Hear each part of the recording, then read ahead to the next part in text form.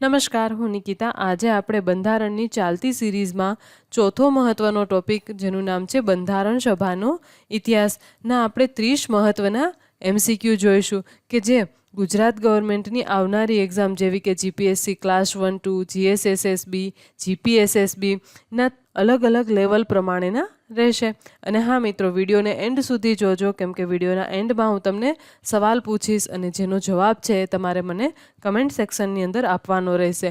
અને વિડીયો ગમે તો તમારા ફ્રેન્ડ સર્કલની જોડે શેર કરજો. તો ચલો જોઈએ પહેલો પ્રશ્ન, કે જે હવે અહીંયા આપને ખબર જ છે કે 1 થી 10 પ્રશ્ન છે. આપણે કયું લેવલ, તો કે GPSC લેવલ, કે જેને આપણે હાર્ડ લેવલ, કે જેની અંદર કઈ ટાઈપના સવાલ પૂછાય છે, તો કે ડિસ્ક્રિપ્ટિવ ટાઈપના સવાલ પૂછાય છે. એ સવાલ છે એ આપણે 1 થી 10 નંબરના સવાલ છે એ પહેલાં GPSC લેવલના જોઈશું. તો હવે પહેલો સવાલ છે, બંધારણ સભા અંગે નીચેના વિધાન ધ્યાને લો. તો હવે એમના વિધાન કંઈક આ રીતે છે કે બંધારણ સભાનો વિચાર સૌ પ્રથમ MN રોયે રજૂ કર્યો હતો. બીજું વિધાન છે, કેબિનેટ મિશન યોજના હેઠળ બંધારણ સભાની રચના કરવામાં આવી. ત્રીજું વિધાન છે, બંધારણ સભાના તમામ સભ્યોનું સીધું ચૂંટણી દ્વારા વયસ્ક મતાધિકારના આધારે નિર્વચન થયું હતું. હવે અહીંયા આપણે શું કરવાનું છે કે બંધારણ સભા પહેલાં તો આપણે ભણી હશે ને તો આપણને ખ્યાલ હશે કે બંધારણ સભાની અંદર શું શું હતું. તો કે ભાઈ MN રોય દ્વારા એમનો વિચાર રજૂ કરવામાં આવ્યો હતો. હા, તો એ વિધાન સાચું છે. પછી કે એમની બંધારણ સભાની જે રચના છે એ સેના હેઠળ થઈ હતી, તો કે કેબિનેટ મિશન હેઠળ, તો એ પણ સાચું છે. પરંતુ આ ત્રીજું વિધાન કે બંધારણ સભાના તમામ સભ્યોનું સીધું ચૂંટણી દ્વારા વયસ્ક મતાધિકારના આધારે નિર્વચન થયું હતું, એ વિધાન છે એ ખોટું છે. માત્ર એટલા માટે એનો જવાબ આવશે ઓપ્શન 1 અને 2. તો હવે એવો વિકલ્પ ક્યાં છે 1 અને 2? તો કે ફક્ત 1 અને 2. ત્યારબાદનો ત્યાર પછી જો એક જોડકું. હવે અહીંયા જોડકાની અત્યારે પેટર્ન પણ બહુ ચાલે છે કે એક સાઈડ છે એ સમિતિનું નામ આપ્યું છે અને બીજી સાઈડ જે સમિતિના અધ્યક્ષ આપ્યા છે. તો હવે જે સમિતિ છે એમને આપણે એના અધ્યક્ષ જોડે યોગ્ય રીતે જોડવાના છે. તો પહેલી સમિતિ છે સંઘ સમિતિ. તો હવે સંઘ સમિતિના અધ્યક્ષ કોણ હતા? તો હવે એ આપણને ખબર હોવી જોઈએ કે સંઘ સમિતિના અધ્યક્ષ કોણ હતા, તો કે જવાહરલાલ નહેરુ. હવે આપણે બધી 8 સમિતિ જોઈ હતી ને ગયા લેક્ચરની અંદર. તો સંઘ જ્યાં આવે ત્યાં મેં કીધું હતું ને કે જ્યાં પણ સંઘ આવે ત્યાં કોણ આવશે? જવાહરલાલ નહેરુ. પછી આવે છે પ્રાંતીય બંધારણ સમિતિ. પ્રાંતીય, હવે એ સમયે પ્રાંતીય સમિતિ, હવે એના અધ્યક્ષ કોણ હતા? તો પાછા જવાહરલાલ નહેરુ. પછી છે પ્રારૂપ સમિતિ. હવે પ્રારૂપ સમિતિના અધ્યક્ષ કોણ હતા? તો કે ડૉક્ટર આંબેડકર. અને ત્યારબાદ આવે છે ડી, રાજ્ય સમિતિ. હવે રાજ્ય સમિતિના અધ્યક્ષ હતા સરદાર પટેલ. તો હવે એમનો સાચો વિકલ્પ કયો બનશે? તો કે એની અંદર 4. તો કે A4 આવતો હોય એવો એક જ ઓપ્શન છે, option D. A4, B2, C3 અને D1. હવે આવા જોડકા પણ છે ઘણીવાર GPSCની અંદર પૂછાઈ ચૂક્યા છે. ત્યારબાદનો સવાલ છે, ભારત શાસન અધિનિયમ 1935 અંગે નીચેના વિધાન ધ્યાને લો. હવે 1935નો અધિનિયમ આપણે ભણ્યો હશે તો આપણે ફટ્ટાનો જવાબ આવડી જશે. તો પહેલો વિધાન છે, સંઘ સૂચિ, રાજ્ય સૂચિ અને સંવર્તી સૂચિની રચના કરવામાં આવી. હા ભાઈ, એ વસ્તુ સાચી છે.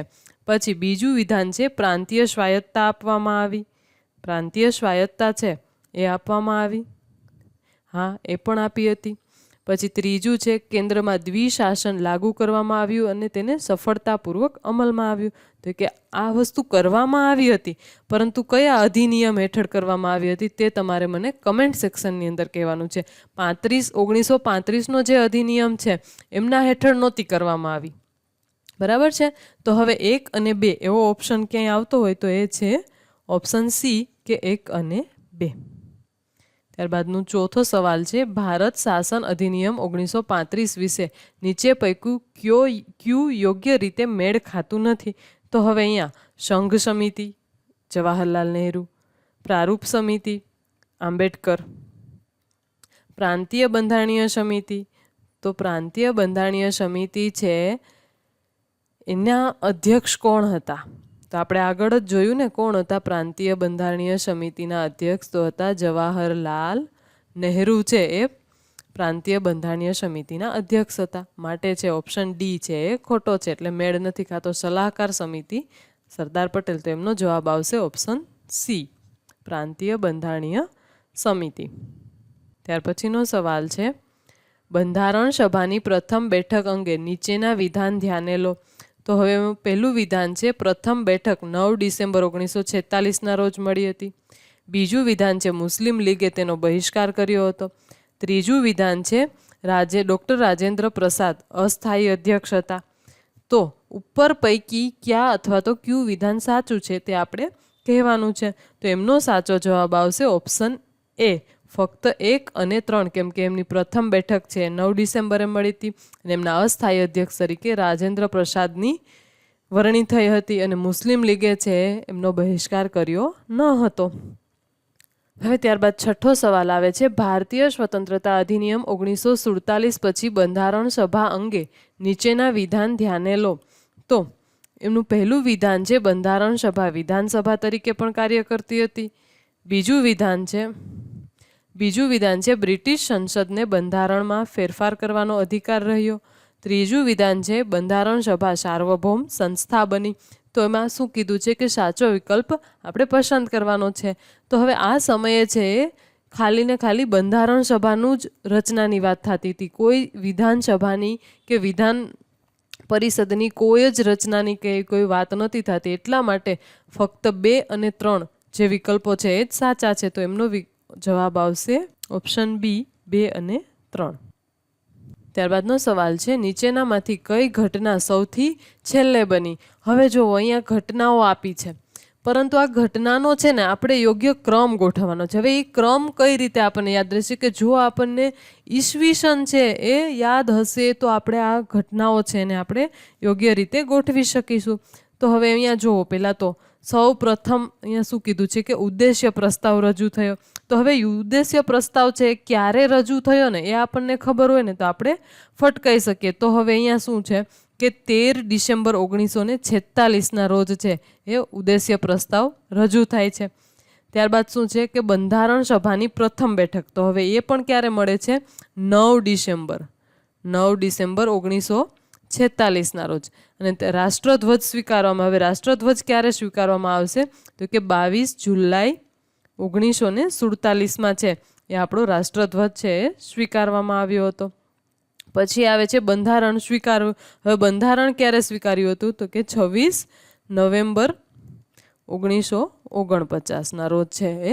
હવે અહીંયા આટલું આપણને જો યાદ રહે, મતલબ કે ઈસવીસન જો આપણે અહીંયા યાદ રાખ્યું હોય તો આપણા માટે છે આ સવાલનો જવાબ આપવો ખૂબ સરળ બને. તો એમનો સાચો જવાબ આવશે સૌથી છેલ્લે કઈ ઘટના બને છે કે બંધારણ છે એ સ્વીકારવામાં આવે છે. અને ક્યારે સ્વીકારવામાં આવે છે, 9 ડિસેમ્બર 1949ના રોજ. ત્યારબાદનો સવાલ છે, પ્રારૂપ સમિતિની રચના ક્યારે કરવામાં આવી. હવે પ્રારૂપ સમિતિ કે જેને બીજા કયા નામે આપણે ઓળખીએ છીએ તો કે ખરડા સમિતિ.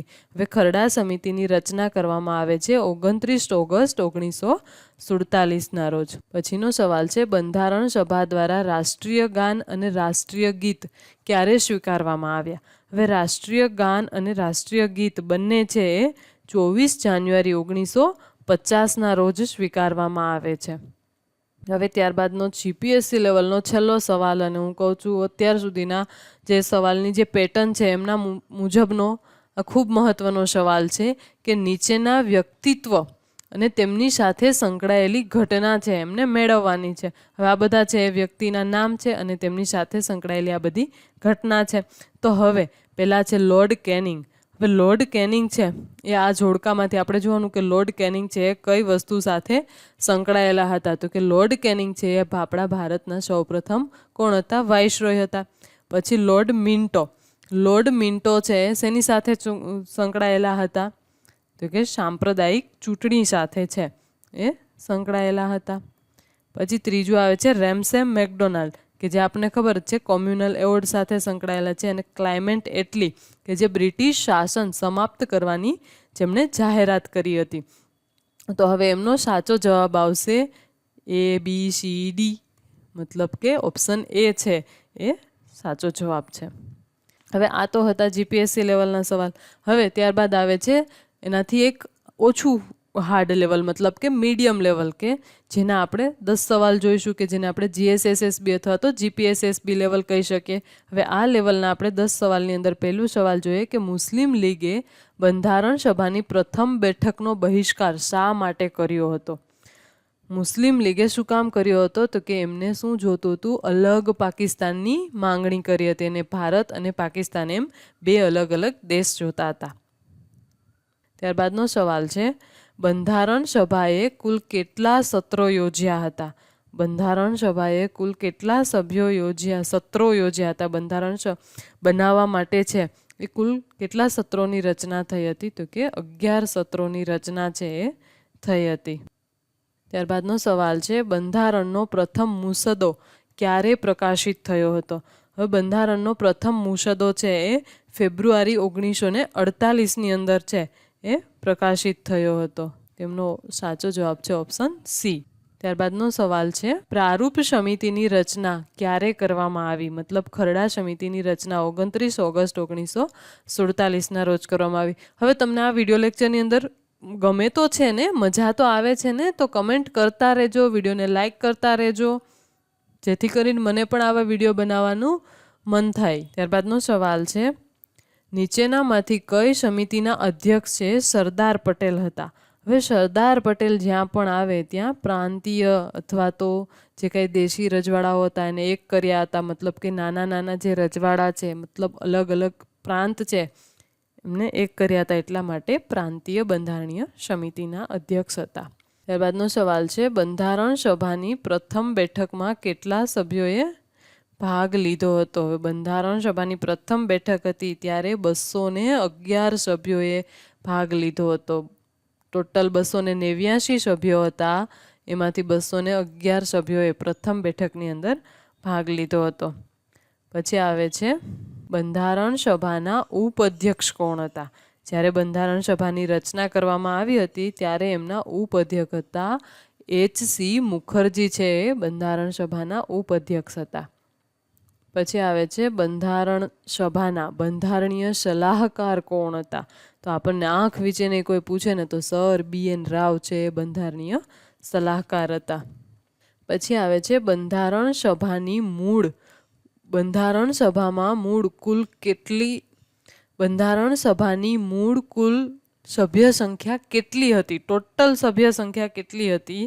તો એમનો સાચો જવાબ છે 389 સભ્યો છે બંધારણ સભાની અંદર હતા.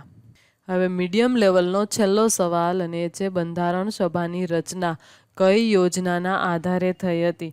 તો એમનો સાચો જવાબ છે કેબિનેટ મિશન યોજનાના આધારે છે બંધારણ સભાની રચના છે એ કરવામાં આવી હતી. ત્યારબાદનું ત્રીજું મહત્વનું લેવલ કે જેને આપણે CCE લેવલ કહી શકીએ, કે જે ઉપરના બંને લેવલ કરતાં થોડું સહેલું હોય છે. હવે આની અંદરનો પહેલો સવાલ છે, બંધારણ સભાની પ્રથમ બેઠક ક્યારે મળી હતી? તો પ્રથમ બેઠક છે 9 ડિસેમ્બર 1946ના રોજ મળી હતી. ત્યારબાદનો સવાલ છે, બંધારણ સભાના અસ્થાયી અધ્યક્ષ કોણ હતા? ડૉક્ટર સચ્ચિદાનંદ સિન્હા છે એ બંધારણ સભાના અસ્થાયી અધ્યક્ષ હતા. પછી આવે છે, બંધારણ સભાના કાયમી અધ્યક્ષ કોણ હતા? તો કે ડૉક્ટર રાજેન્દ્ર પ્રસાદ છે એ બંધારણ સભાના કાયમી અધ્યક્ષ હતા. પછી આવે છે, ઉદ્દેશ્ય પ્રસ્તાવ કોણે રજૂ કર્યો છે? ઉદ્દેશ્ય પ્રસ્તાવ છે જવાહરલાલ નહેરુ દ્વારા રજૂ કરવામાં આવ્યો હતો બંધારણ સભાની અંદર. ત્યારબાદનો સવાલ છે, ઉદ્દેશ્ય પ્રસ્તાવ ક્યારે સ્વીકારવામાં આવ્યો? ઉદ્દેશ્ય પ્રસ્તાવ છે 22 જાન્યુઆરી 1947ના રોજ છે સ્વીકારવામાં આવ્યો હતો. મતલબ ઓપ્શન એ છે એ સાચો જવાબ છે. પછીનો સવાલ છે, પ્રારૂપ સમિતિના અધ્યક્ષ કોણ હતા? હવે પ્રારૂપ સમિતિના અધ્યક્ષ છે ડૉક્ટર BR આંબેડકર, કે જે ખરડા સમિતિના અધ્યક્ષ હતા. ત્યારબાદનો સવાલ છે, રાષ્ટ્રીય ધ્વજ ક્યારે સ્વીકારવામાં આવ્યો? તો એમનો સાચો જવાબ છે ઓપ્શન બી, 22 જુલાઈ 1947ના રોજ છે એ આપણો રાષ્ટ્રીય ધ્વજ છે એ સ્વીકારવામાં આવ્યો. હવે તમે મને કમેન્ટની અંદર કહો કે આપણા રાષ્ટ્રીય ધ્વજ છે એ કોના દ્વારા ડિઝાઇન કરવામાં આવ્યો હતો? જો હું સવાલ છે ફરીથી રિપીટ કરું છું કે આપણો રાષ્ટ્રધ્વજ છે એ કોના દ્વારા ડિઝાઇન કરવામાં આવ્યો હતો? આ જવાબ છે એ તમારે મને કમેન્ટ સેક્શનની અંદર કહેવાનો છે. ત્યારબાદનો સવાલ છે, રાષ્ટ્રીય ગાન ક્યારે સ્વીકારવામાં આવ્યું? હવે રાષ્ટ્રીય ગાન છે એ 24 જાન્યુઆરી 1950ના રોજ છે સ્વીકારવામાં આવ્યું છે રાષ્ટ્રીય ગાન. ઓકે. પછી આવે છે, ભારતના પ્રથમ રાષ્ટ્રપતિ તરીકે કોની પસંદગી થઈ? તો ડૉક્ટર રાજેન્દ્ર પ્રસાદ છે એ ભારતના પ્રથમ રાષ્ટ્રપતિ બને છે આઝાદી પછી. પછી લાસ્ટ સવાલ છે, ભારતીય બંધારણ ક્યારે અમલમાં આવ્યું? તો એમનો જવાબ છે 26 જાન્યુઆરી 1950ના રોજ છે એ આપણું બંધારણ અમલમાં આવ્યું. હવે મેં પૂછેલો સવાલ કે જેનું હું ફરીથી રિપીટ કરું છું કે આપણો રાષ્ટ્રધ્વજ છે એ કોના દ્વારા ડિઝાઇન કરવામાં આવ્યો હતો? આ સવાલનો જવાબ છે તમારે મને કમેન્ટ સેક્શનની અંદર કહેવાનો છે. તદ ઉપરાંત તમારે મને કહેવાનું છે કે બંધારણ બનાવતી વખતે કેટલા રૂપિયાનો ખર્ચો થયો હતો, એ પણ તમારે મને કમેન્ટ સેક્શનની અંદર કહેવાનું છે. અને જો વિદ્યાર્થી મિત્રો તમને મારો આજનો આ વિડીયો પસંદ આવ્યો હોય તો ચેનલને સબસ્ક્રાઈબ કરો, વિડીયોને લાઈક કરો અને તમારા ફ્રેન્ડ સર્કલ જોડે વિડીયોને શેર કરજો.